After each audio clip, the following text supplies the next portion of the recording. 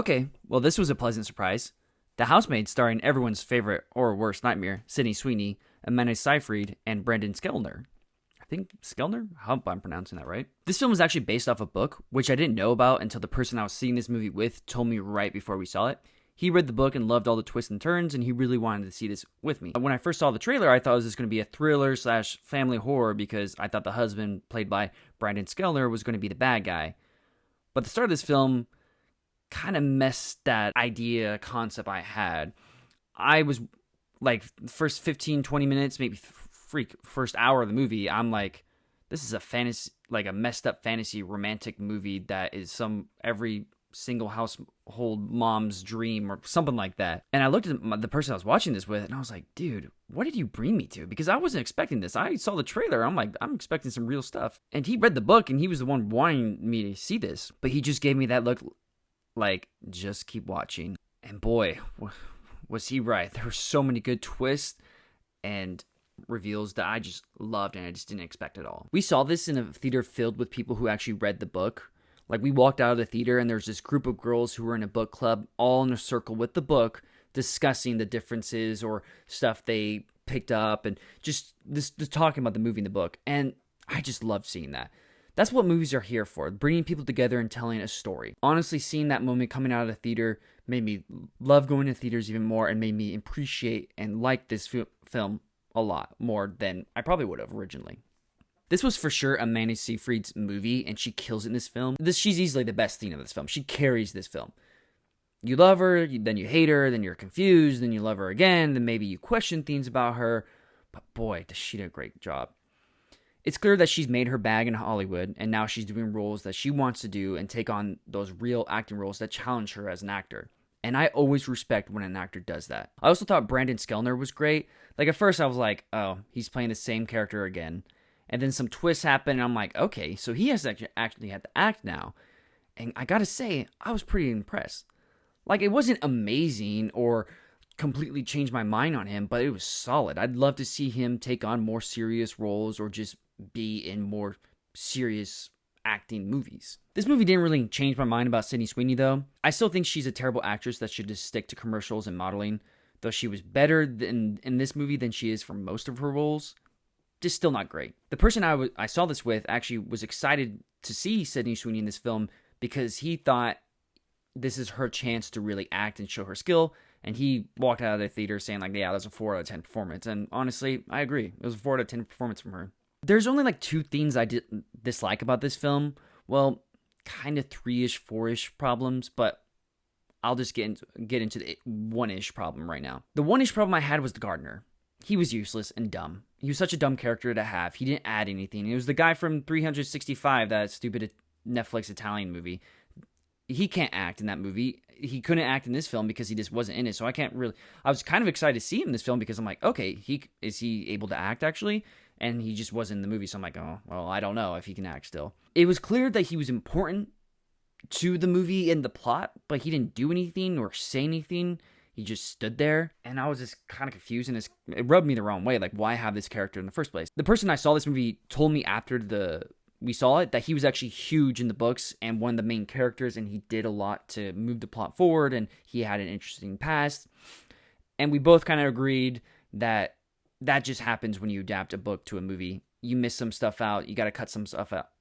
You got to put some things in, take some things out, just to make the flow better. And this was a long movie, so it definitely was, at a certain point, I'm like, okay, this is going a little long. So I get why they did it. I just think it's probably best to just completely cut him out at that point. But I guess, like a lot of book people would probably hate that because he was such a big character in the book. But I feel like it was just disrespectful to have him in there in the first place if you're not going to do anything with him. Now, here are the real 2 issues I have. 1, the tone. The tone was not consistent and got messy at points. Because at first, it just didn't match up with the trailer or with the rest of the movie, to be honest. Not just like the ending, because the ending's the twist, but just like consistently throughout the first 2/3 of the movie. Like, it had weird fantasy romance movie all like written all over it in the first part of the movie and the second part of the movie, but it also had weird tones of horror and bad work environment kind of. It was like a bad job kind of movie. Like, everyone can relate, oh, I've had this boss and I can't quit because I got bills to pay or stuff like that. So the tone was just all over the place for me. Like, you can have twists and turns in a movie while keeping the same tone. Like, you can do that. That's possible. There were even acting moments and music moments, like the music they chose for certain scenes, that just made no sense and didn't match the tone they were going for. I think the acting moments was just Sydney Sweeney sucking as an actress. The second issue that I had was the way the film ended, and just some details on how they got there. Look, I don't want to come off as a guy defending bad people, or as a guy who doesn't listen to women and say that men are okay, and I also don't want to come off as a man hating a movie clearly meant for women, like this movie it is. I still like it, and I don't want to get into too many spoilers, but if you know what I'm talking about, you can pick it up when you watch the movie, or if you've already seen it, you know what I'm trying to say here. In the movie, the gardener didn't do anything, but in the book, he did something in the past to save someone, and he did a lot of stuff to save someone in this movie, this story, but he didn't really do anything. The cop, in the end, in the book, he was a guy who had a daughter.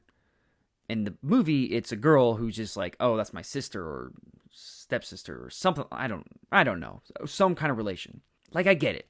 This movie's meant for women, so you want to highlight women and their accomplishments, and I respect that. But it just doesn't get the message down, in my opinion, and it's off from the book. And obviously, I haven't read the book, and I'm not going to read the book because I already know what happens, and I don't like to read. But it doesn't land right. Like, from the trailer, it didn't give this movie's meant for women at all. Because I wanted to see it when I first saw the trailer. It is meant for women. I still like it, though. There was also the ending kind of goes along with this, and it was kind of really stupid, and kind of took the reality out of it. It's like the book, from what I've learned and heard, is it's very based in reality, while this movie isn't. Like, there's a lot of aspects that, like, that wouldn't fly in the real world. Like, no, it wouldn't. But one scene, it's the very end thing, very ending, last shot, it reminded me of that scene of The Boys, where all the girl superheroes get together and they say, "Girls, get it done." Like, watch the ending of this movie, The Housemaid, and tell me I'm wrong, that the ending isn't "Girls, get it done," cringe level kind of stuff. Like, I know The Boys was making fun of movies and shows like that, but this movie is what The Boys was making fun of. I was kind of laughing at the end, but like, everyone in the theater was like, yeah, and they're clapping their hands, and I'm like, I'm glad you're enjoying it, but this is really cringy. Another issue I had, like, was, I know this is based off a book, so you know, it's hard to like completely get it from a book to a movie, but at the end of the day, this is a movie, not a book. I know it's based off a book, but it's a movie. Like, the characters are telling you their life past, and they're telling you what they're journaling down and what's going on, rather than showing us. It's a movie. Show us. Anyways, this was a solid movie that made me really happy seeing everyone in the theater unite and enjoy each other's company. I love seeing actors take on different roles. I'm honestly giving this a 7.8 out of 10. It's a good movie, solid movie. I'd totally recommend it.